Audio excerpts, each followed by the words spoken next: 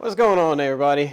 Today I've got a 2011 or no 2012 Volkswagen Beetle here that keeps setting a P0106, which is a manifold pressure sensor code, performance code. Freeze frame data shows that the last time it set, the engine RPMs was around 760 something, and the pressure was showing at 6 psi. Doesn't seem too crazy. And so far, I've not found anything wrong with it. So, what I did was I drove it around watching scan data, and scan data is a little slow on this car for some reason. So, what I've got now is 4 channels hooked up to the snap-on, back probed into the MAP sensor, which is down here. You probably won't be able to see it. Let's see if I can show it to you a little bit. No, not really. It's kind of tucked down here behind that harness a little bit. But anyways, I've got channels 1 through 4 pinned into terminals 1 through 4. So it's a four wire, which kind of threw me off a little bit until I unplugged it. Once I unplugged it, I seen what the 4th wire is. The 4th wire is actually a temperature sensor.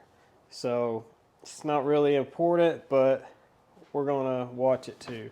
But I'm watching the ground, the signal, 5 volt, and the temperature sensor. So let's take this thing for a little drive, watch this voltage traces, and see if we see any weirdness going on with it. Alright, so kind of just drove around a little bit, and I didn't see anything dropping out. And here's a little screenshot of a little section of a drive. I mean, yeah, it's a little noisy, but nothing drastic. The code setting criteria does say that this has to set, or it has to see an issue for, I think, 2.5 seconds or 2 seconds, something like that. I'll look at that again just to make sure. Definitely didn't see anything that would trigger that. So this is one of those instances where you need to really look at TSBs, kind of read through some, see if you can find anything that fits your issue. And on this particular car, setting this particular code and not being able to duplicate it with watching scan data or with, even watching it with a scope, this TSB fits my issue. So let me get that pulled up again and I'll show you. Alright, so on all data here, we've got the P0106 code pulled up here for the manifold pressure. And our monitoring length is 2.5 seconds. And then right here is the conditions to enable it. And this is what it's kind of looking for here. And then it also says it's a 2-trip detection. Basically, like, this thing's got to set 2 times for it to turn the check engine light on. Like I said, driving this thing around, I've watched scan data, I've watched now the scope. I've not seen anything that would trigger this code. So, like I was saying, you need to look for TSBs. And in this particular case, here is a TSB come out in November 2014.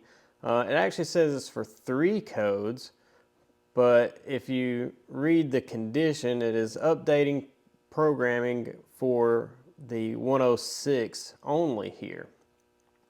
But it does update some criteria for the other 2 codes. And it also says to not even really diagnose or replace any parts until this program update has been completed. So this is basically going to kind of go through, and we're going to find our vehicle, which is going to be a CBTA, and what was there on the Autel here? It actually pulls up the part number and then the software version. So this is what I'm looking for. This right here, 6055D. So I know right here is a 6055D and this CBUA, which is possibly what we have. And then this column is telling the new version of software, the SVM code. So we've got a 2000 series software version. So these software versions are definitely newer. So we're going to do the PCM update. I did find a second TSB right here. It's for two codes, but it does say and or. So it could be both codes or just one of the two. And in this bulletin, it is basically saying that it could be a carbon buildup on the throttle body. That's possible. I mean, it's got a little mileage on it. So the repair that I said do, and the only way I can even go forward with this in the future, if this car comes back, is to do the program update and do a throttle body cleaning. Because I've got two TSBs for it. I've not been able to duplicate the issue, like as far as seeing something in voltage signals that would, I think, trigger the code.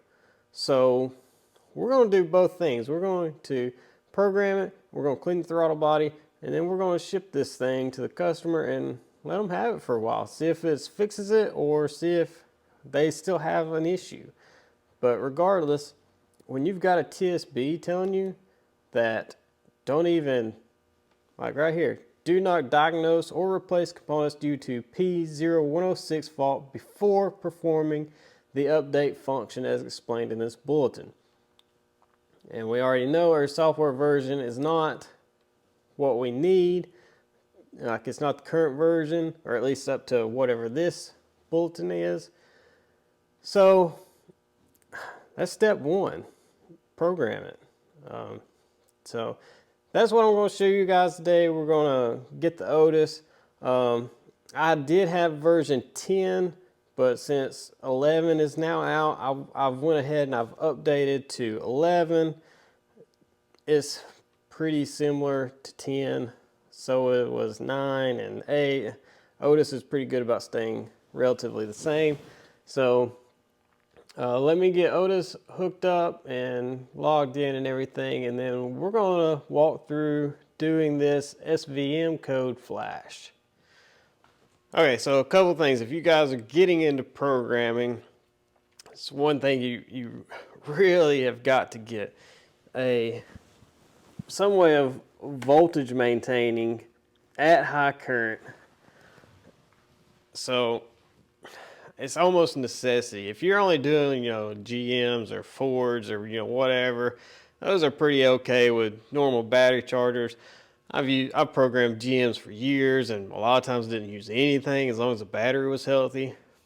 They're pretty safe to recover, but with Europeans and a lot of other ones, you don't want to take the chance. So get yourself a good maintainer. The other thing, you're going to want a good J-box, using the snap-on version of the Cardac, basically. So this is Pass-Through Pro 4, basically a Cardac 3. And yeah, that's kind of like what you want. You want a good maintainer and a good pass-through.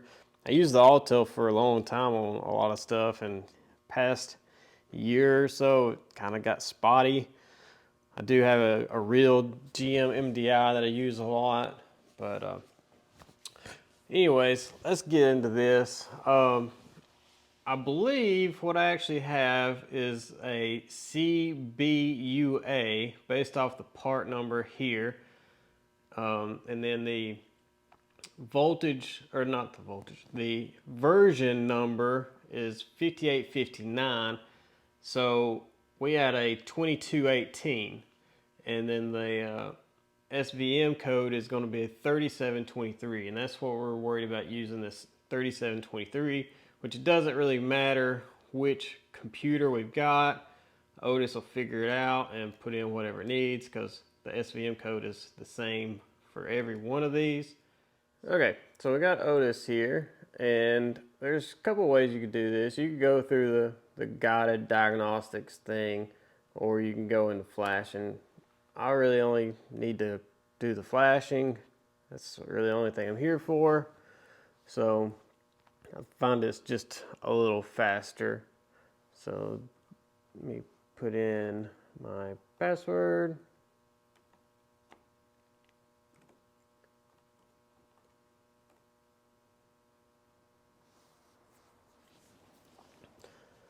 And it's going to do some stuff here, and I'm probably going to fast forward a lot of stuff, and I don't know why this comes on.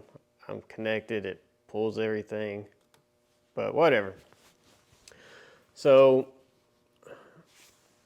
like I said, there's a few ways you can go about doing this, and we're just going to go down to adapting software. We're going to perform the test, and we're going to update via measured code, because we've got a SVM code to put in.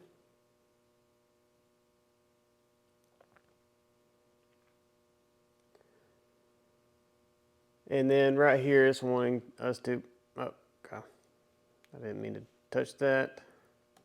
But right here it's wanting us to put in that code. Our SVM code was 3723. So 3723. And this is basically just going to go through its thing and update it. So I'll probably just fast forward through all this.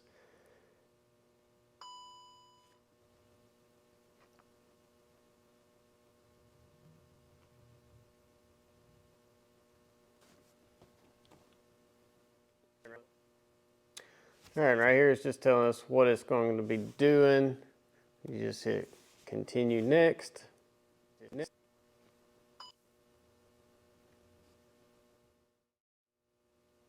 As you can see down here, it's telling us it's going to take about 13 minutes. So I'm just going to stop the recording, and I'll start you back when this gets close to being done.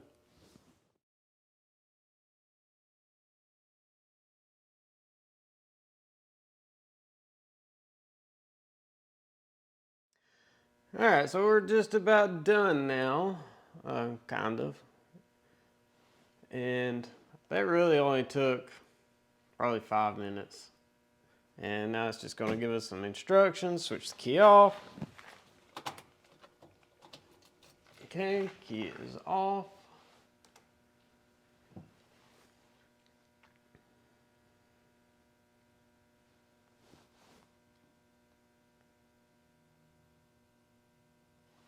Turn the key on now.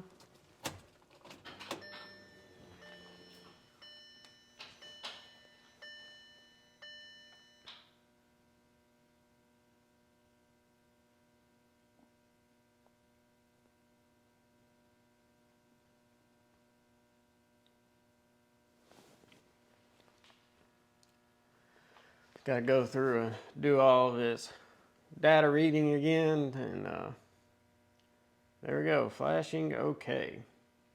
So I like to take a whole lot of screenshots, so it's up to y'all how much y'all want to do, but I take a pretty good bit.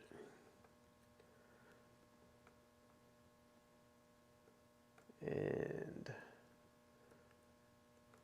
give me just a second. The way I do my screenshots is I do the last 8 of my VIN, as you can see here, and then I kind of just put out there what I also did. So I gotta get the last 8 of the VIN.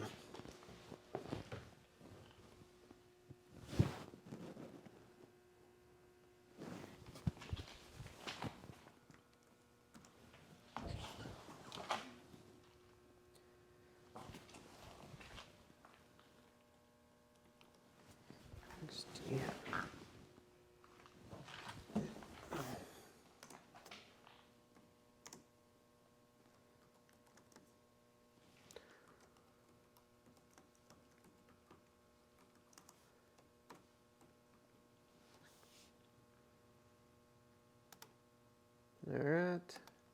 So I took that because this basically says flashing okay. And I might take a few more. Depends on what kind of data it shows me. I haven't done one on 11 yet, so I don't know what screens it'll give me. I'm sure they're all pretty much the same. ODIS doesn't change a whole lot every time they do a big update. So data version in the vehicle is current. So there we go. That's basically it. There's a pretty steep learning curve with ODIS, but once you get the hang of it, you'll learn that some things are faster doing it some ways than others. Like you can do this in the diagnosis side, but I find just if I'm going in to do an update, it's just faster to go through the flashing section. You can kind of cut out a whole lot of stuff you don't really need to do or worry about.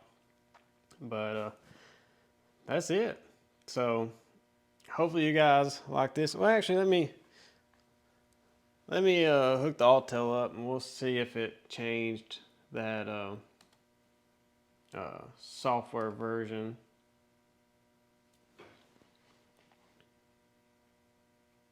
Should have. So we'll see. Okay, so I got the Autel hooked back up, and as you can see, we've still got our part number here, and now our software version is the 5859. So that tells me the programming took, or the flashing. So now the only thing I got left to do is I got to clean the throttle body.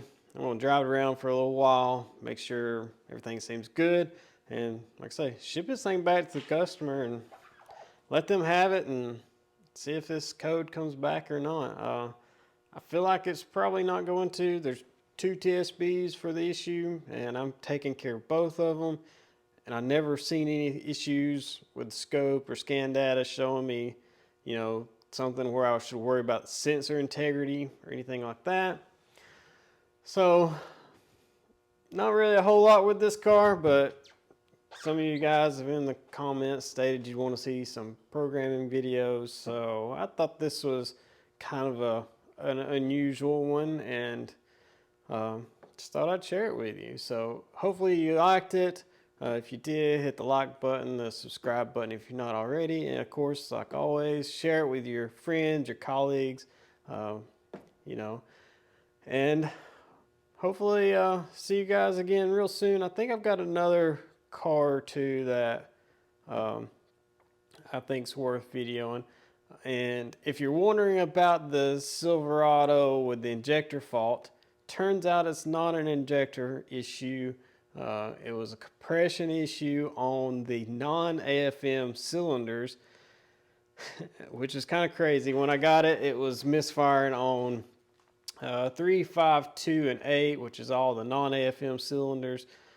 Here's a screenshot of the relative compression, which led to the actual starter dying, as you can see. But you can, in the beginning of it, you can see where we had uneven compression, like every other cylinder was slightly lower. So that was pretty much it. It went back to auction. They didn't want to tear it down to figure out. Somebody had already put lifters in it like very recently. I don't know if they put the wrong lifters in it. I don't know what happened. So I ended up scrapping all the film footage that I had from that because there really wasn't much to show other than uneven compression causing a misfire. And the misfire is what was setting the fuel trim imbalance on bank 1. Mostly on bank 1 because 3 and 5 was the two cylinders missing the most. Cylinder 2 was missing a pretty good bit, and then 8 was a little bit. But anyways, hopefully you guys enjoyed this, and I'll get something else going real soon on another car I got. So see you guys later.